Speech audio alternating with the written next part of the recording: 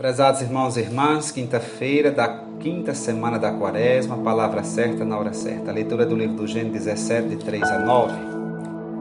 O Salmo é o 104. O Senhor se lembra sempre da aliança. O Santo Evangelho é segundo São João 8, de 51 a 59.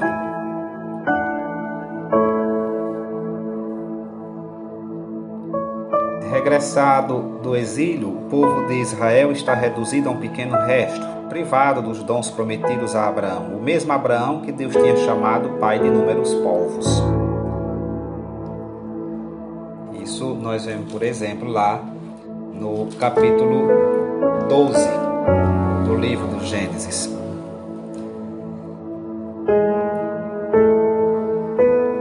Aqui é introduzida a questão da vocação de Abraão, para que o povo reencontre a esperança na certeza da aliança com Deus. Aqui o versículo 2:7 e também Deuteronômio capítulo 5.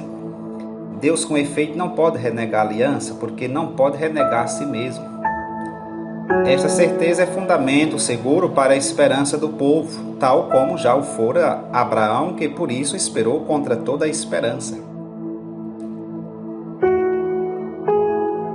Foi Deus quem se revelou a si mesmo e revelou a Abraão o nome novo, pai de inúmeros povos, de acordo com um projeto divino de salvação no qual era chamado a ser protagonista.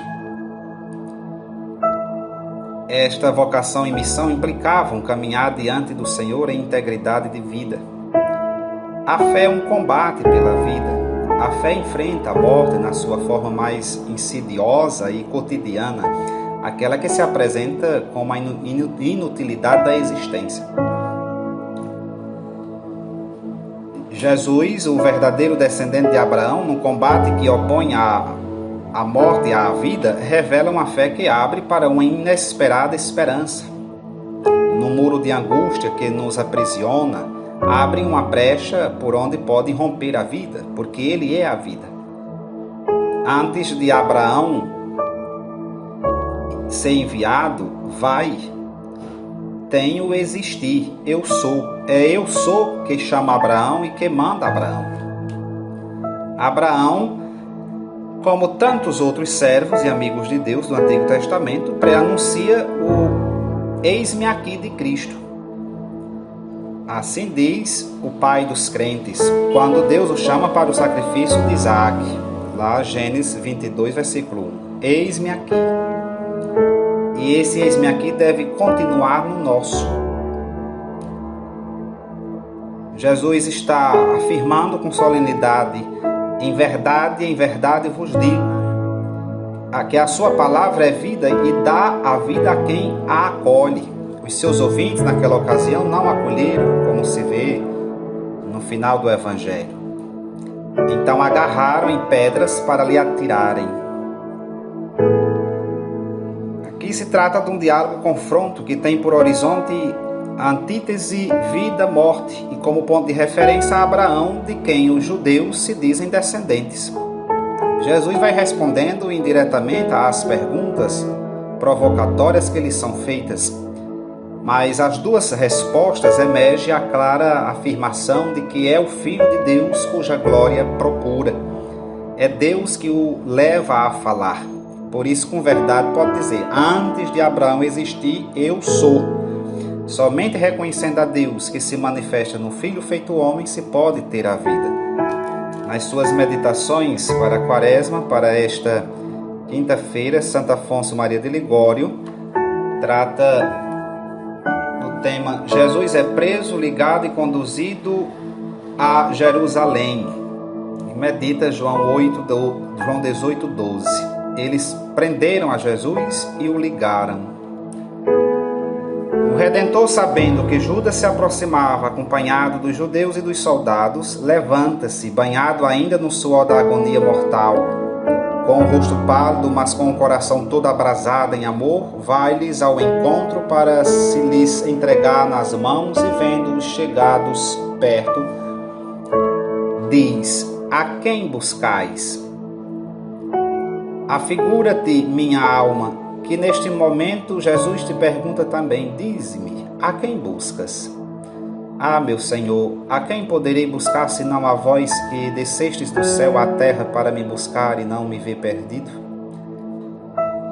Eles prenderam a Jesus e o ligaram. Ó céus, um Deus ligado! Que diríamos se víssemos um rei preso e ligado pelos seus servos? E que dizemos agora vendo um Deus entregue às mãos da gentalha?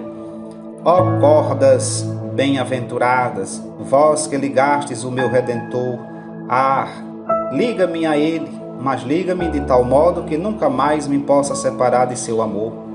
Considera minha alma como um liga as mãos, outro o injuria, mas outro o empurra, e o cordeiro inocente se deixa ligar e empurrar quanto quiserem.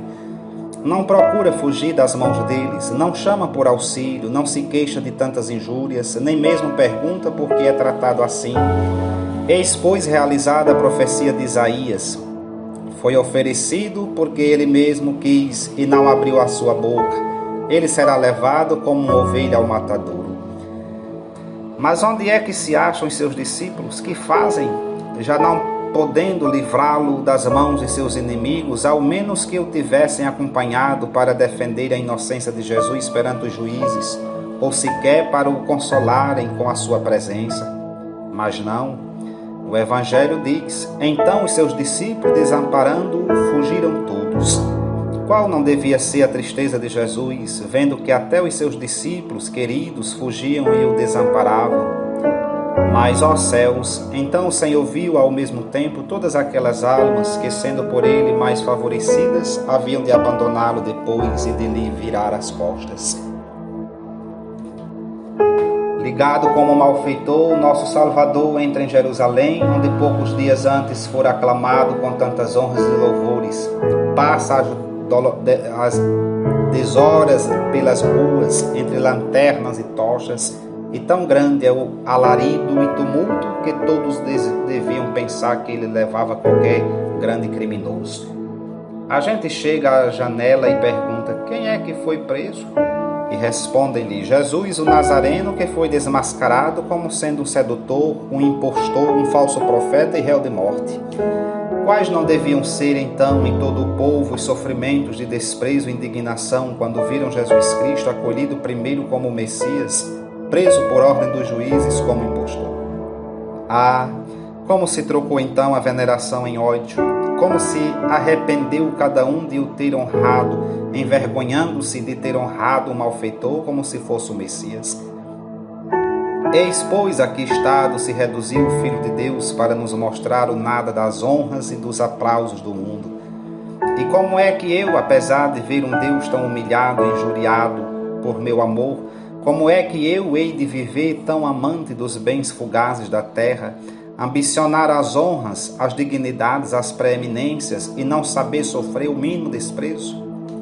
Ai de mim, pecador e soberbo!